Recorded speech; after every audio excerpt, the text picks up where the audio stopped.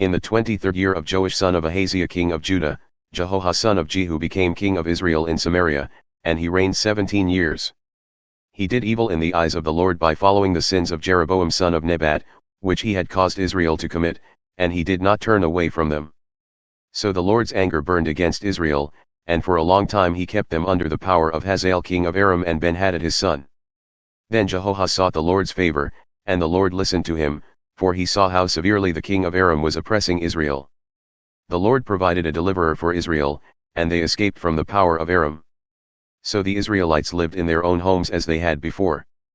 But they did not turn away from the sins of the house of Jeroboam, which he had caused Israel to commit, they continued in them.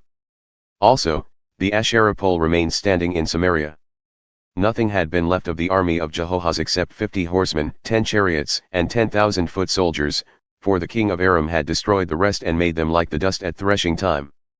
As for the other events of the reign of Jehoahaz, all he did and his achievements, are they not written in the book of the annals of the kings of Israel?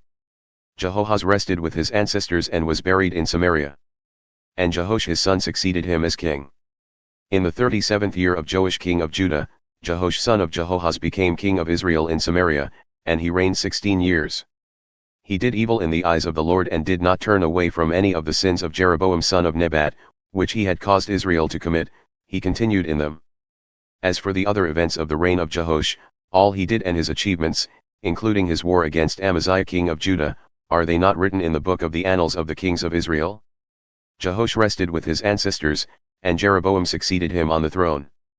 Jehoash was buried in Samaria with the kings of Israel. Now Elisha had been suffering from the illness from which he died. Jehoash king of Israel went down to see him and wept over him. "My father! My father!" he cried. "The chariots and horsemen of Israel." Elisha said, "Get a bow and some arrows," and he did so. "Take the bow in your hands," he said to the king of Israel. When he had taken it, Elisha put his hands on the king's hands. "Open the east window," he said, and he opened it. "Shoot." Elisha said, and he shot. "The Lord's arrow of victory, the arrow of victory over Aram." Elisha declared, "You will completely destroy the Arameans at Aphek." Then he said, "Take the arrows," and the king took them. Elisha told him, "Strike the ground." He struck it 3 times and stopped. The man of God was angry with him and said, "You should have struck the ground 5 or 6 times, then you would have defeated Aram and completely destroyed it. But now you will defeat it only 3 times. Elisha died and was buried. Now Moabite raiders used to enter the country every spring. Once while some Israelites were burying a man, suddenly they saw a band of raiders, so they threw the man's body into Elisha's tomb. When the body touched Elisha's bones, the man came to life and stood up on his feet. Hazael king of Aram oppressed Israel throughout the reign of Jehoahaz. But the Lord was gracious to them and had compassion and showed concern for them because of his covenant with Abraham, Isaac, and Jacob.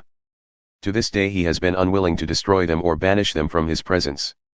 Hazael king of Aram died, and Ben-Hadad his son succeeded him as king. Then Jehoash son of Jehoahaz recaptured from Ben-Hadad son of Hazael the towns he had taken in battle from his father Jehoahaz. 3 times Jehoash defeated him, and so he recovered the Israelite towns. In the 2nd year of Jehoash son of Jehoahaz king of Israel, Amaziah son of Joash king of Judah began to reign. He was 25 years old when he became king, and he reigned in Jerusalem 29 years. His mother's name was Jehoaddan, she was from Jerusalem. He did what was right in the eyes of the Lord, but not as his father David had done. In everything he followed the example of his father Joash. The high places, however, were not removed, the people continued to offer sacrifices and burn incense there. After the kingdom was firmly in his grasp, he executed the officials who had murdered his father the king. Yet he did not put the children of the assassins to death, in accordance with what is written in the book of the law of Moses where the Lord commanded, "Parents are not to be put to death for their children, nor children put to death for their parents, each will die for their own sin." He was the one who defeated 10,000 Edomites in the valley of Salt and captured Sela in battle, calling it Joktheel, the name it has to this day. Then Amaziah sent messengers to Jehoash son of Jehoahaz, the son of Jehu, king of Israel, with the challenge, "Come, let us face each other in battle." But Jehoash king of Israel replied to Amaziah king of Judah, "A thistle in Lebanon sent a message to a cedar in Lebanon. Give your daughter to my son in marriage."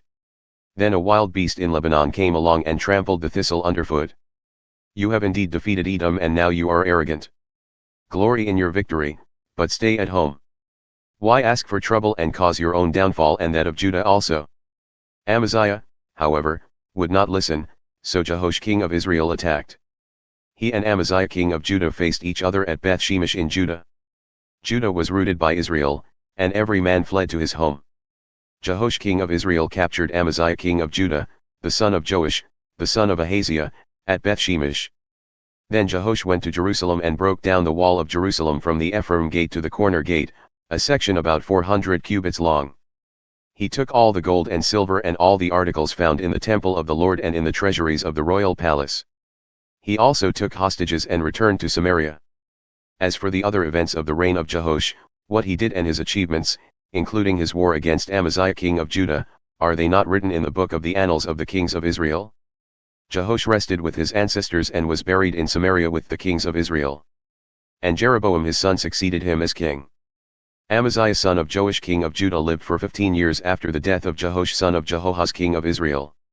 As for the other events of Amaziah's reign, are they not written in the book of the annals of the kings of Judah? They conspired against him in Jerusalem, and he fled to Lachish, but they sent men after him to Lachish and killed him there. He was brought back by horse and was buried in Jerusalem with his ancestors, in the city of David. Then all the people of Judah took Azariah, who was 16 years old, and made him king in place of his father Amaziah. He was the one who rebuilt Elath and restored it to Judah after Amaziah rested with his ancestors. In the 15th year of Amaziah son of Joash king of Judah, Jeroboam son of Jehoash king of Israel became king in Samaria, and he reigned 41 years.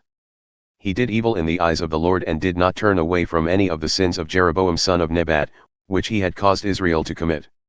He was the one who restored the boundaries of Israel from Lebo Hamath to the Dead Sea, in accordance with the word of the Lord, the God of Israel, spoken through his servant Jonah son of Amittai, the prophet from Gath-hepher.